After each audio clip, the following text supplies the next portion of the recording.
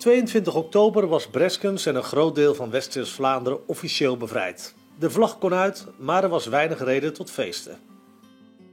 Toen de oorlog afgelopen was, toen lag alles daar werkelijk waar in de puin. Het begint eigenlijk met het bombardement op Breskens, 11 september. Een bombardement wat gezien de militaire situatie begrijpelijk en ook noodzakelijk is. De Duitsers waren aan het inschepen, je moest ze op de kwetsbare plek treffen.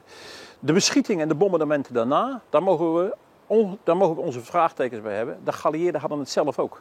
Ook vliegeniers schaamden zich wat daaraan schade was aangericht. Bommenwerpercommandanten zeiden, is het nou nog nodig om elke keer met die bommenwerpers te komen? Eigenlijk, de Canadezen hadden weinig troepen.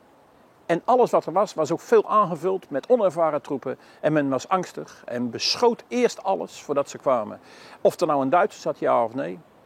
Daar hielden ze geen rekening mee. Ze hielden eigenlijk helemaal geen rekening met de bevolking.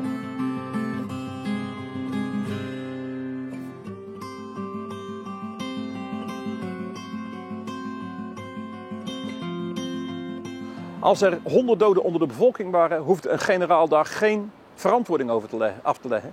Waren er 100 soldaten van hem omgekomen, dan moest hij daar wel verantwoording over leggen. En dan kies je de makkelijkste weg. Militair heeft het weinig effect gehad. De gevolgen voor de bevolking waren verschrikkelijk. Ronduit verschrikkelijk. Het was een hel, waar mensen moesten weken in schuilkelders zitten.